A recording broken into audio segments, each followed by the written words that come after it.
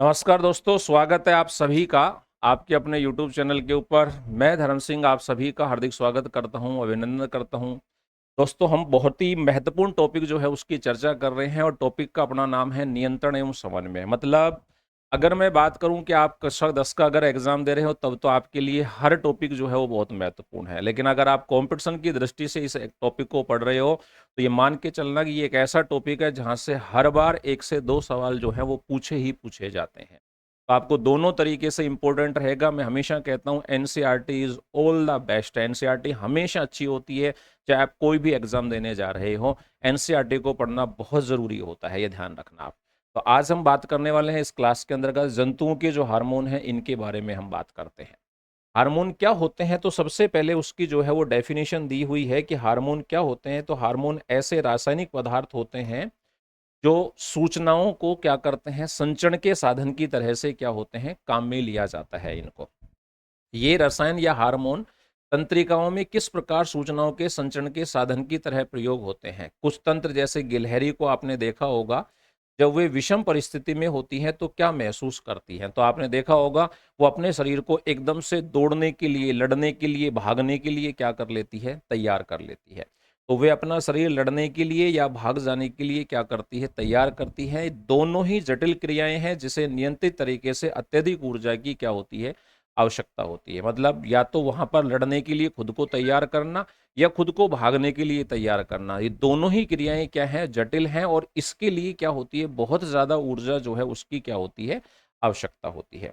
अनेक प्रकार के भिन्न ऊतकों का उपयोग होगा तथा उनकी एकीकृत क्रियाएं मिलकर ये कार्य करती है। और भागने या लड़ने के लिए कई सारे ऊतक जो हैं वो मिलकर क्या करेंगे, काम करेंगे और मिलकर कार्य करते हैं। तो सबकी एक कॉमन क्रिया जो है वो होना क्या होता है, जरूरी होता है। उस लिए इनको क्या उपयोग किया जाता है, हार्मोन्स का उपयोग किया जाता है। यद्यपि लड़ना या दौड़ना दो एकांतर क्रियाएं एक दूसरे से बिल्कुल भिन्न है। तो कह रहा है कि भाई किसी चीज से मुकाबला करना या वहां से भागना, ये दोनों ही क्या है, बिल्कुल विपरीत जो है, एक दूसरे के क्या होती है, ये क्रियाएं होती है। अतः यहाँ एक स्थिति है जिसमें कुछ सामान्य तैयारियां शरीर में क्या होती हैं, लाभप्रद बनाई जाती है। यदि ये तैयारियां आदर्श रूप से निकट भविष्य में किसी भी क्रिया को क्या करती है, सरल बना देती है। यह सब कैसे उपलब्ध होगा, अब यही समझना है अपने को। यदि गिलहरी में शरीर अभिकल्प तंत्रिका कोशिका द्वारा केवल विद्युत आवेग पर आश्रित होगा तो आगामी क्रिया को करने के लिए प्रशिक्षित ऊतकों का परिसर सीमित होगा। ये कह रहे हैं कि गिलहरी जो है उसके अंतर्गत यदि तंत्रिका कोशिकाएं जो है वही सिर्फ क्या करती हो, विद्युत आवेग जो है उसको क्या करती हो, संचरित करती होंगी, तो उन आगामी क्रियाएं जो भी होने वाली हैं, लड़ना या दौड़ना जो भी क्रियाएं होने वाली हैं, उनके लिए क्या चाहिए, गिलहरी को प्रशिक्षित ऊतक जो हैं उनकी क्या होगी, आवश्यकता होगी, जो कि क्या होते हैं, बहुत ही सीमित मात्रा में उपस्थित होते हैं। दूसरी ओर यदि रासायनिक संदेश भी भेजा जाता है तो यह शरीर की सभी कोशिकाओं तक पहुंचता है और आवश्यक परिवर्तित परिसर जो है वो क्या हो जाता है, व्रत हो जाता है। तो ये कह रहा है कि यदि केवल किसके द्वारा, तंत्रिका कोशिकाओं के द्वारा विद्युत आवेग का संचरण होता है तो उसके लिए प्रशिक्षित ऊतक जो है उनकी आवश्यकता होती है। और प्रशिक्षित ऊतकों का परिसर जो होता है, उनकी रेंज जो होती है वो क्या होती है, बहुत ही कम होती है। लेकिन अगर इसी कार्य को हम किससे करें, रासायनिक संदेश के रूप में अगर इसको हम भेजें, तो रासायनिक संदेश के रूप में ये क्या होता है, हर कोशिका या हर ऊतक तो जो है वो बहुत जल्दी पहुंच जाता है, जिससे ऊतकों का परिसर क्या हो जाता है, बढ़ जाता है। ठीक है। अधिवृक्क ग्रंथि से स्रावित एड्रीनलिन हार्मोन द्वारा मनुष्य सहित अनेक जंतुओं में यह किया जाता है। कौन सी क्रिया, एड्रेनलिन हार्मोन के द्वारा कौन सी क्रिया की जाती है, लड़ना या फिर क्या करना, भागना। वहां से लड़ना या भागना, यानी कि किसी चीज के लिए या तो उस चीज का क्या करना, मुकाबला करना, या फिर वहां से भाग जाना। इसके लिए कौन तैयार करता है, तो इसके लिए मनुष्य में भी और दूसरे जो जीव होते हैं उनमें भी कौन तैयार करता है, अधिवृक्क ग्रंथि जो होती है हमारी, वहां से निकलने वाला जो हार्मोन होता है जिसको नाम दिया गया है एड्रीनलिन हार्मोन जो है, वो करता है इस कार्य को मनुष्य में भी और बाकी के जो जीव होते हैं उनके अंतर्गत भी। इसके लिए लड़ने या दौड़ने के लिए शरीर को तैयार करने का काम कौन करता है, एड्रिनल ग्रंथि से निकलने वाला हार्मोन जिसका नाम क्या, सॉरी, अधिवृक्क ग्रंथि से निकलने वाला हार्मोन जिसका नाम क्या है, एड्रिनलिन हार्मोन होता है। ये कह रहा है कि मानव शरीर में ग्रंथियों की स्थिति कैसे होती है उसको चित्र 7.7 में दिया गया है। तो अपन देखते हैं चित्र 7.7 में इन्होंने अपने को क्या बताया है। चलिए, ये है अपना एक डायग्राम जो यहाँ पे दिया गया है एनसीईआरटी की किताब के अंतर्गत। उसमें देखो, मस्तिष्क वाला जो भाग होता है उसमें 3 ग्रंथियां दिखाई दे रही है, जिसमें से एक का नाम है हाइपोथैलेमस, दूसरी है पीनियल और तीसरी का नाम होता है पीयूष ग्रंथि। सेम ग्रंथियां किसमें पाई जाती हैं? फीमेल के अंतर्गत पाई जाती हैं। यहां पर भी कौन है? हाइपोथैलेमस है, पीनियल है और कौन सी होती है? पीयूष। उसके बाद गला वाला जो भाग आता है, कंठ वाला जो एरिया होता है, उसके अंतर्गत 2 ग्रंथियां पाई जाती हैं, जिसमें से एक का नाम है आउटू, जिसको आप थायराइड भी बोलते हो, और दूसरी का नाम क्या है? पैरा आउटू, जिसको पैराथायराइड भी कहा जाता है। सेम ग्रंथियां फीमेल्स के अंतर्गत भी होती है, पैरा आउटू, और कौन सी होती है? आउटू। फिर उसके बाद थाइमस ग्रंथि होती है, जो हृदय के पास में या श्वास नली के पास में स्थित होती है। सेम थाइमस ग्रंथि फीमेल्स के अंतर्गत भी होती है। उसके बाद ग्रंथि आती है अग्नाशय, जो मेल के अंतर्गत और फीमेल दोनों के अंतर्गत क्या होती है? सेम होती है। फिर एडिनल ग्रंथि या अधिवर ग्रंथि जिसको बोलते हैं, ये भी मेल और फीमेल दोनों में क्या होती है? सेम होती है। अब एक ग्रंथि जो है वो अलग होती है, जो कि मेल के अंतर्गत कौन सी होती है? वृषण होती है, यानी कि टेस्टिस होते हैं, जबकि फीमेल में वो कौन सी होती है? अंडाशय, यानी कि ओवेरी पाई जाती है। तो सभी ग्रंथियां सेम है मेल और फीमेल के अंतर्गत, सिर्फ एक ग्रंथि का फर्क है। मेल के अंतर्गत टेस्टिस पाया जाता है, जबकि फीमेल के अंतर्गत कौन होता है? अंडाशय या ओवेरी जो होती है वो पाई जाती है फीमेल के अंतर्गत। किस ग्रंथि से कौन से हार्मोन की बात होगी वो सारे हम यहाँ पढ़ने वाले हैं। तो सबसे पहले दिया है कि एड्रिनल सीधे रुधिर में स्रावित हो जाता है और शरीर के विभिन्न भागों तक पहुंचा दिया जाता है। हृदय सहित ये लक्ष्य अंगों या विशिष्ट ऊतकों पर कार्य करता है। परिणाम स्वरूप हृदय की धड़कन, यानी कि अब यहाँ पे ये भी ध्यान रखना है कि एड्रिनलिन जो है वो अधिविर ग्रंथि से निकलने के बाद किस में मिलता है? रुधिर में मिलता है। और जहां उसको जाना है, जो भी उसके टारगेटेड ऑर्गन होते हैं, जो भी उसके लक्षित अंग है, यानी कि जहां उसको पहुंचना है, चाहे वो हृदय हो या शरीर के कोई दूसरे लक्षित अंग हो, वहां तक वो क्या करता है? पहुंचता है। और पहुंचकर उन ऊतकों के ऊपर क्या करता है? कार्य करता है। तो ये हृदय सहित अन्य लक्ष्य अंगों या विशिष्ट ऊतकों पर कार्य करता है। जिससे क्या होता है? जिससे हृदय की धड़कन बढ़ जाती है, जिससे हमारी पेशियों को अधिक ऑक्सीजन की क्या होती है? आपूर्ति। यानी कि अब एक सिंपल सी पहचान अपने पास निकल के आ गई कि जब एड्रिनलिन हार्मोन निकलता है तो एड्रिनलिन हार्मोन की पहचान क्या हो गई कि हमारा हृदय जो है उसकी धड़कन जो है वो बढ़ जाएगी। हृदय तेजी से रुधिर को क्या करने लगता है? पंप करने लगता है। और जब रुधिर को तेजी से पंप करेगा हृदय, तो क्या होगा? कोशिकाओं को या अंगों को जो है, पेशियां जो होंगी, उनको ऑक्सीजन की सप्लाई क्या होगी? ज्यादा होने लगेगी, यानी कि पर्याप्त मात्रा में उस समय उनको जो ऑक्सीजन चाहिए वो मिल जाएगी। पाचन तंत्र तथा त्वचा में रुधिर की आपूर्ति कम हो जाती है, क्योंकि इन अंगों की छोटी धमनियों के आसपास की पेशियां क्या हो जाती हैं? सिकुड़ जाती है। तो ये वाली पूरी लाइन अपने की बात करें, और ये वाली पूरी लाइन जो है ये किसकी पहचान होती है? एड्रिनलिन हार्मोन निकलने की क्या होती है ये पहचान, कि जब भी अधिवृक्क ग्रंथि से एड्रिनलिन हार्मोन निकलता है तो वो रुधिर के साथ मिलकर शरीर की बाकी कोशिकाओं या पेशियों जो होती हैं वहां तक पहुंचता है, जिससे हृदय की क्या होती है? धड़कन जो है वो बढ़ जाती है, और वो पेशियों को ज्यादा मात्रा में रुधिर की क्या करता है? सप्लाई, जिससे अधिक ऑक्सीजन की क्या होती है? आपूर्ति होती है। ऐसा ही कार्य कुछ उल्टा जो होता है वो किसी दूसरे तरीके से होता है। और वो दूसरा जो कार्य होता है वो किस प्रकार से होता है उसकी अगर अपन बात करते हैं तो ये कार्य जो अपना होता है ये होता है कि पाचन तंत्र वगैरह जो होते हैं इनकी आपूर्ति क्या हो जाती है? कम हो जाती है।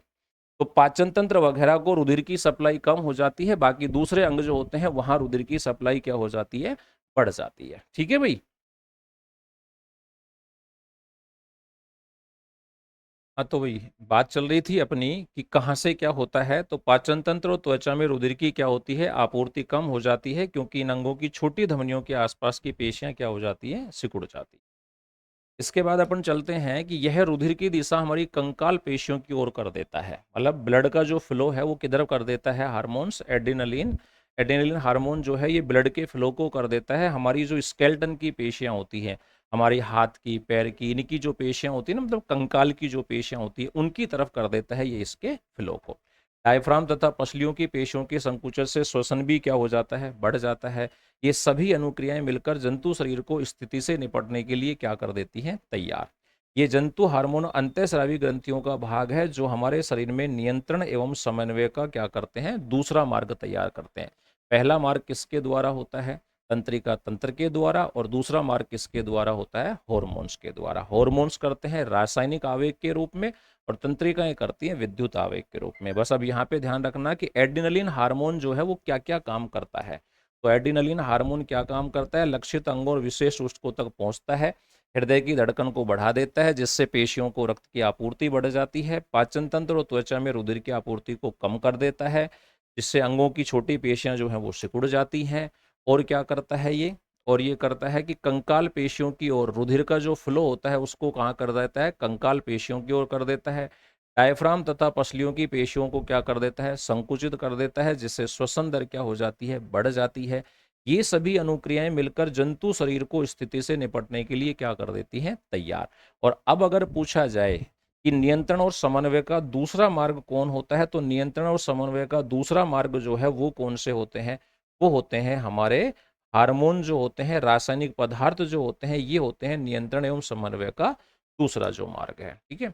अब एक क्रियाकलाप दिया हुआ है अपने को कि चित्र 7.7 को देखो, जो भी हमने देखा था, चित्र में दर्शाई गई अंतःस्रावक की पहचान कीजिए। जो लिखा हुआ है नाम वहां पे, इनमें से कुछ ग्रंथियों को पुस्तक में वर्णित किया गया है। पुस्तकालय में पुस्तकों की सहायता से एवं अध्यापक के साथ चर्चा करके सारणी 7.1 में सूचीबद्ध अन्य ग्रंथियों के बारे में जानकारी प्राप्त करो। अभी आ जाएगी सारणी जिसकी अपन बात कर। स्मरण कीजिए कि पादपों में हार्मोन होते हैं जो दिशिक वृद्धि को नियंत्रित करते हैं। अब यहाँ पे ध्यान रखना, पादप के जो हार्मोन होते हैं वो क्या करते हैं? दिशिक वृद्धि को नियंत्रित करते हैं, जो किसी निश्चित दिशा के अंतर्गत होती है।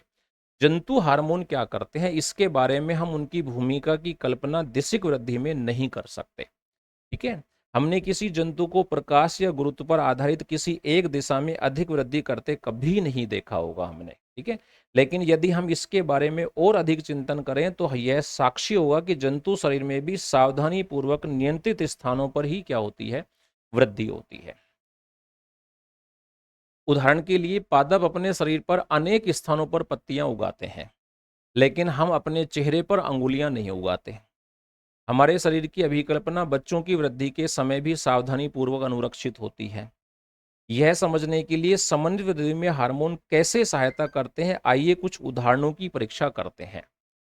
नमक के पैकेट पर हमने सबने देखा है कि आयोडीन युक्त नमक या आयोडीन से संवर्धित लिखा होता है। ये सब जानते हैं कि नमक के पैकेट के ऊपर लिखा आता है आयोडीन युक्त नमक या फिर आयोडीन से संवर्धित नमक जो है वो लिखा आता है। और ऐसा क्यों लिखा आता है?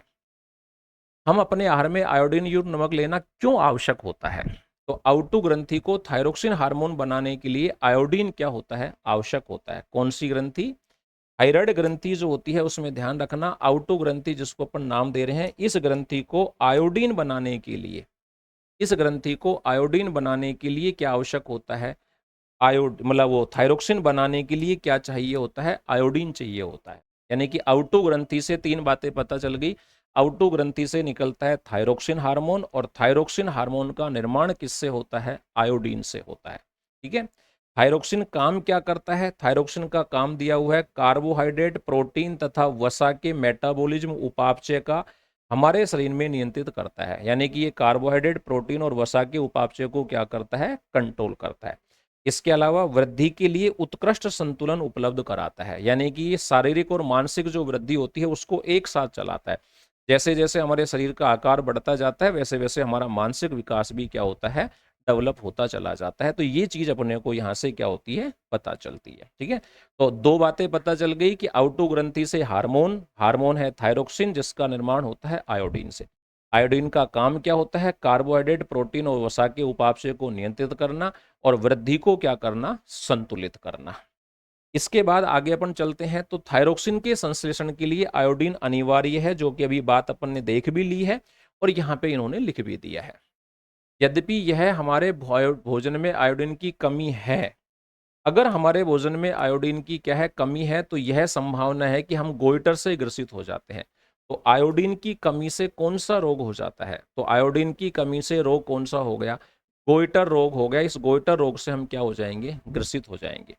इस बीमारी का एक लक्षण फूली हुई ग्रंथि है। और गोइटर रोग का क्या होता है? इसका लक्षण है फूली हुई गर्दन जो है वो इसका क्या होता है? लक्षण होता है। क्या आप इसे चित्र 7.7 में देख सकते हैं? बिल्कुल दिखती है। आउटो ग्रंथि की स्थिति से संबंधित कर सकते हैं इसको। कभी कभी हम ऐसे व्यक्तियों के संपर्क में आते हैं जो बहुत छोटे होते हैं या बहुत अधिक लंबे होते हैं। क्या आपको कभी आश्चर्य हुआ है यह कैसे होता है? तो इसके लिए भी एक हार्मोन होता है और वो कौन है? पीयूष ग्रंथि से स्रावित। कौन सी ग्रंथि से? पीयूष ग्रंथि से स्रावित होने वाले हार्मोनों में से एक वृद्धि हार्मोन है, जो क्या करता है, जो हमारी वृद्धि को क्या करता है, कंट्रोल करता है। मतलब ये हार्मोन कहाँ से निकलता है? मतलब ये हार्मोन निकलता है कहाँ से? पीयूष ग्रंथि से। कौन सा हार्मोन निकलता है? वृद्धि हार्मोन, जो किसको कंट्रोल करता है? हमारे शरीर की वृद्धि और विकास को क्या करता है? ये नियंत्रित करता है। ठीक है भाई। तो दो हार्मोन, तीन ग्रंथियां हो गई हमारे पास। अधिवृक्क ग्रंथि से हो गया एड्रिनलिन, मैं यहाँ पे लिख देता हूँ शॉर्ट के अंतर्गत तीनों ग्रंथियों के बारे में। अधिवृक्क ग्रंथि जो है वहां से तो कौन सा हार्मोन निकला? तो अधिवृक्क ग्रंथि से तो निकला एड्रिनलिन हार्मोन। अभी तक जो हमने तीन पढ़ी है उसकी बात कर लेते हैं।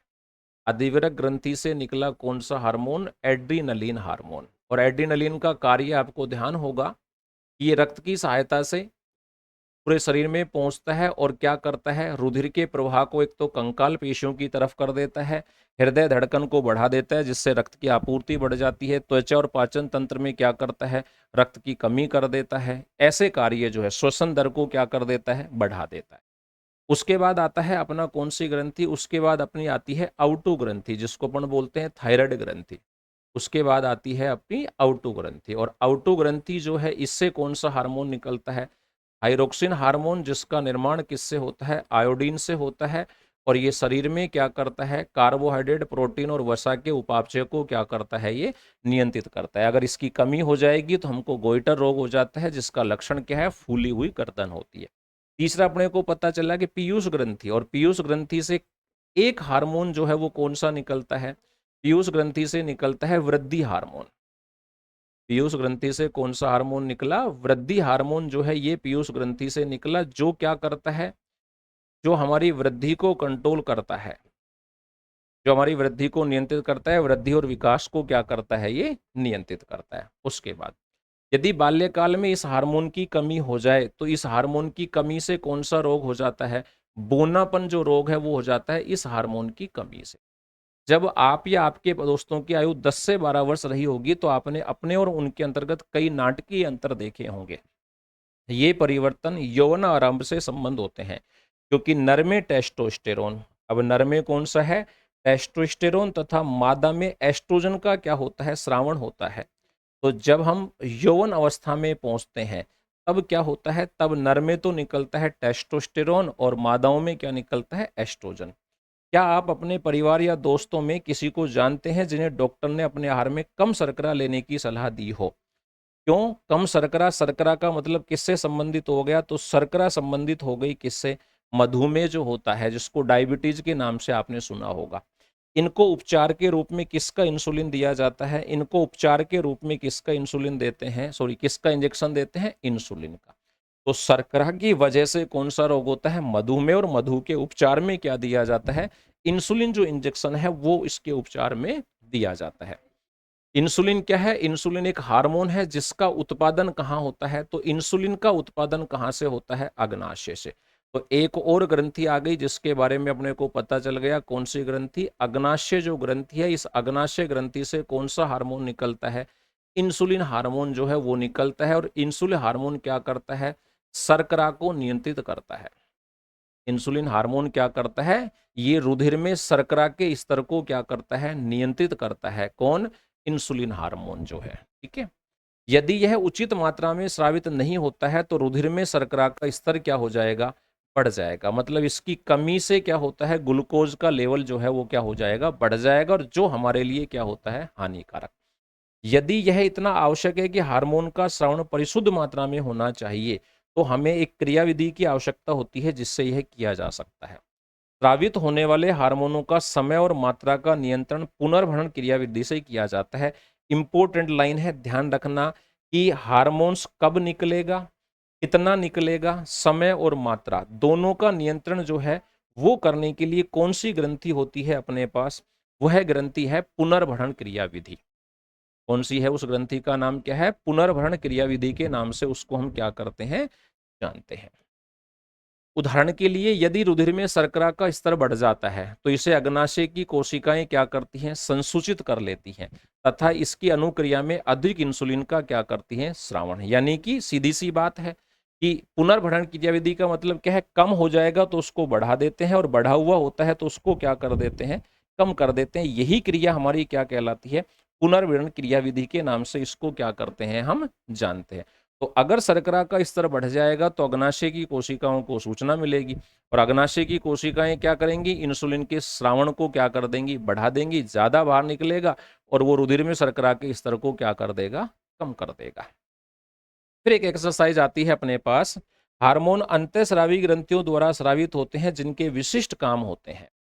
हार्मोन अंतःस्रावी ग्रंथियों व दिए गए कार्यों के आधार पर सारणी 7.1 को पूरा करना है। अब अपने को सारणी पे चलना है कि सारणी क्या है, तो वो ये सारणी है।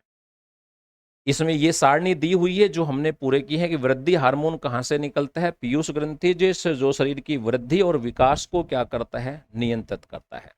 दूसरा हार्मोन है थायरोक्सिन, जो कहाँ से निकलता है, थायराइड या आउटो ग्रंथि से निकलता है और ये क्या करता है, कार्बोहाइड्रेट, प्रोटीन और वसा के उपापचय को क्या करता है, नियंत्रित। इंसुलिन हार्मोन कहाँ से निकलता है, अग्नाशय से, और ये क्या करता है, रक्त में शर्करा के स्तर को क्या करता है, नियंत्रित करता है। टेस्टोस्टेरोन पुरुषों में नर के अंतर्गत निकलता है और नर में कहाँ से निकलता है, ये नर में निकलता है, ये वृषण से, नर में निकलता है ये वृषण से। और ये क्या करता है, तो ये नर के जो लैंगिक अंगों हैं उनका क्या करता है, विकास। और द्वितीयक लक्षण जो होते हैं जैसे कि दाढ़ी मूंछ का आना है, आवाज का भारी होना है, त्वचा पर बालों का ज्यादा होना है, त्वचा का कठोर होना है, इन चीजों को क्या करता है, कंट्रोल करता है। एस्ट्रोजन किस में निकलता है, अंडाशय से निकलता है और ये निकलता है किसके अंतर्गत, मादाएं जो होती हैं उनके अंतर्गत। और ये क्या करता है, मादा के लैंगिक अंगों का विकास, मासिक चक्र पर क्या करता है, ये नियंत्रण करता है। उसके बाद होता है एड्रीनलिन, ये कहाँ से निकलता है, अधिवृक्क ग्रंथि से, और जिसके बारे में हमने पढ़ा था कि ये हमारे शरीर को लड़ने या भागने के लिए, मतलब आपातकालीन स्थितियां जो होती हैं उसको कंट्रोल करने के लिए क्या करता है, तैयार करता है। एक दिया हुआ है ऑक्सिन, जो कि क्या है, पादप हार्मोन है, जो तने के सिर से निकलता है और ये पौधे की लंबाई में क्या करता है, वृद्धि करने में क्या होता है, सहायक होता है। ये अपनी टेबल है 7.1 जो दी हुई है आपकी किताब के अंतर्गत, वो अपने भर दी। अब बात आती है जंतुओं में रासायनिक समन्वय कैसे होता है। तो जंतुओं में रासायनिक समन्वय के लिए कौन मिलते हैं भाई, हार्मोन जो है ये पाए जाते हैं। और इन हार्मोनों का श्रावण कहाँ से होता है, अंतःस्रावी ग्रंथियों से होता है। कैसे जाते हैं ये, तो ये हार्मोन रुधिर के माध्यम से कहाँ पहुंचते हैं, शरीर के दूसरे भागों में पहुंचते हैं और वहां पर लक्षित कोशिका या ऊतकों पर क्या करते हैं, कार्य, जिसकी सहायता से ये नियंत्रण और समन्वय को बनाए रखते हैं। इसके पश्चात आता है आयोडीन युक्त नमक के उपयोग की सलाह क्यों दी जाती है। क्योंकि आयोडीन जो होता है इसी की वजह से आउटो ग्रंथि क्या करती है, थायरोक्सिन हार्मोन का निर्माण करती है। और थायरोक्सिन हार्मोन कार्बोहाइड्रेट, प्रोटीन, वसा के उपापचय पर नियंत्रण करता है। अगर भोजन में आयोडीन कम हो जाएगा तो थायरोक्सिन कम बनेगा, जिससे गले में सूजन आ जाएगी। उस रोग को क्या नाम देते हैं, गोइटर रोग के नाम से उसको जाना जाता है। अगला है, जब एड्रिनलिन रुधिर में स्रावित होती है तो हमारे शरीर में क्या अनुक्रिया होती है। तो इसकी अपन ने बात की, जब एड्रिनलिन रुधिर में पहुंचता है तो ये क्या करता है, ये हृदय के पास जाता है और हृदय की धड़कन को बढ़ा देता है, जिससे हृदय की पेशियां जो हैं या हमारी कंकाल की जो पेशियां हैं उनको ज्यादा मात्रा में ऑक्सीजन मिलती है। पाचन तंत्र और त्वचा के अंतर्गत रक्त की आपूर्ति को कम कर देता है। रुधिर के प्रवाह को किस दिशा में मोड़ देता है, कंकाल पेशियों की तरफ मोड़ देता है। डायफ्राम और पसलियों को संकुचित करता है, तो जिससे श्वसन की दर क्या हो जाती है, बढ़ जाती है। ये सारे कार्य हमने वहां पे बात कर लिए हैं। उसके बाद मधुमेह की कुछ रोगियों की चिकित्सा इंसुलिन का इंजेक्शन देकर क्यों की जाती है। क्यों की जाती है, क्योंकि इंसुलिन जब कम हो जाता है, कहाँ से निकलता है, अग्नाशय से। तो अग्नाशय से निकलने वाला इंसुलिन जब कम हो जाएगा तो रक्त के अंतर्गत शर्करा का लेवल क्या होगा, बढ़ जाएगा। और ये सूचना किसके पास पहुंचती है, अग्नाशय की कोशिकाओं के पास पहुंचती है, जो क्या करती है, इंसुलिन के स्रावण को बढ़ा देती है, जो रक्त में शर्करा के स्तर को कम कर देगा। अब अगर मान लीजिए अग्नाशय की कोशिकाएं इंसुलिन के स्रावण को नहीं बढ़ा रही है, तो फिर शर्करा के स्तर को कम करने के लिए उस व्यक्ति को बाहर से क्या दिया जाता है, इंसुलिन का इंजेक्शन दिया जाता है। उसके बाद आता है आपने क्या सीखा। इस लेसन में जो भी पाठ हमने पढ़ा है, इसके अंतर्गत हमने क्या क्या सीखा? तो इसमें हमने सीखा कि शरीर में नियंत्रण एवं समन्वय का कार्य कौन करता है? तंत्रिका तंत्र तथा हार्मोन करता है। तंत्रिका तंत्र की अनुक्रिया को प्रतिवर्ती क्रिया, ऐच्छिक क्रिया, अनैच्छिक क्रियाओं में क्या किया जाता है? बांटा जाता है। यानी कि तंत्रिका तंत्र की क्रियाओं को हमने कितने भागों में बांट दिया है? 3 भागों में बांट दिया है। संदेशों को एक स्थान से दूसरे स्थान पर पहुंचाने के लिए तंत्रिका तंत्र किसके रूप में काम करता है? विद्युत आवेग के रूप में काम करता है। तंत्रिका तंत्र हमारी ज्ञानेंद्रियों द्वारा सूचना क्या करता है? प्राप्त करता है, तथा हमारी पेशियों द्वारा क्या किया जाता है? क्रिया करता है। ठीक है, तो तंत्रिका तंत्र जो है वो ज्ञानेंद्रियों द्वारा सूचना को प्राप्त करता है, फिर सूचनाओं को तंत्रिका आवेग के रूप में क्या करता है? विद्युत आवेग के रूप में भेजता है। तंत्रिका आवेग कह दो या विद्युत आवेग कह दो, उसके रूप में भेजता है, जिससे हमारी पेशियां क्या करती हैं? गति करती है। रासायनिक समन्वय पौधों और जंतु दोनों के अंतर्गत पाया जाता है। दोनों के लिए क्या बोलते हैं? पौधों में भी हार्मोन्स पाए जाते हैं और मनुष्यों में भी क्या पाए जाते हैं? हार्मोन्स पाए जाते हैं। हार्मोन्स की जो क्रिया है वो कौन सी क्रिया विधि पर आधारित है, ये ध्यान रखना है। उसको पुनर्भरण क्रिया विधि के द्वारा क्या किया जाता है? नियंत्रित किया जाता है। जिसमें क्या होता है? कम हो जाता है तो बढ़ा दिया जाता है, बढ़ा हुआ होता है तो उसको क्या कर देते हैं? कम कर दिया जाता है। अब आते हैं कुछ सवाल अपने पास जो कि एनसीईआरटी में दिए हुए हैं। निम्नलिखित में से कौन सा पादप हार्मोन है? इंसुलिन, थायरोक्सिन, एस्ट्रोजन या साइटोकाइनिन? तो पादप हार्मोन पूछा है। पादप हार्मोन कौन सा है? साइटोकाइनिन पादप हार्मोन है। क्या करता है ये? कोशिका विभाजन को प्रेरित करता है। पढ़ा भी था हमने। कौन कौन से थे? एक तो ऑक्सिन था जो क्या करता है? प्ररोह के तने के शीर्ष में पाया जाता है, जो लंबाई को बढ़ाता है। दूसरा पाया जाता था कौन सा? जिब्रेलिन, जो भी सेम काम करता था, वो तने की लंबाई को बढ़ाता था। साइटोकाइनिन कोशिका विभाजन को प्रेरित करता था, है ना। और एक था एब्सिसिक अम्ल जो क्या करता था? वृद्धि को कम करता था। उसके बाद दो तंत्रिका कोशिकाओं के मध्य खाली स्थान को क्या कहते हैं? तो द्रुमिका, स्नैप्स, एक्सोन या फिर आवेग। तो किस नाम से जाना जाता है इसको? स्नैप्स के नाम से जाना जाता है। दो न्यूरॉन जो होते हैं जिसके अंतर्गत एक तंत्रिका कोशिका जो होती है उसके एक्सोन का अंतिम भाग, जिसको हमने क्या नाम दिया था? तंत्रिका का अंतिम सिरा जिसको कहा था, या एक्सोन का अंतिम सिरा बोला था। ये किसके संपर्क में होता है? दूसरी तंत्रिका कोशिका के जो ध्रुमाश्म होते हैं उनके संपर्क में। पर इन दोनों के बीच में खाली स्थान नहीं होता है, वो सॉरी, दोनों एक दूसरे के साथ जुड़े हुए नहीं होते हैं। इन दोनों के बीच में क्या पाया जाता है? एक खालिस्तान पाया जाता है, और उसी खालिस्तान का नाम हमसे क्या पूछा है? स्नैप्स पूछा है। अब देखिए, मैं आपको बार बार क्यों कहता हूं कि भाई एनसीईआरटी पढ़ना बहुत जरूरी है, एनसीईआरटी पढ़ना बहुत जरूरी है।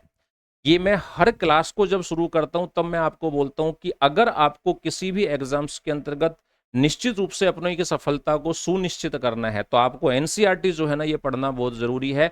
और इस बात का बिल्कुल सीधा सीधा प्रमाण जो है वो आपके सामने, ये दो सवाल जो है ये आपके सामने इसका सीधा सीधा प्रमाण है।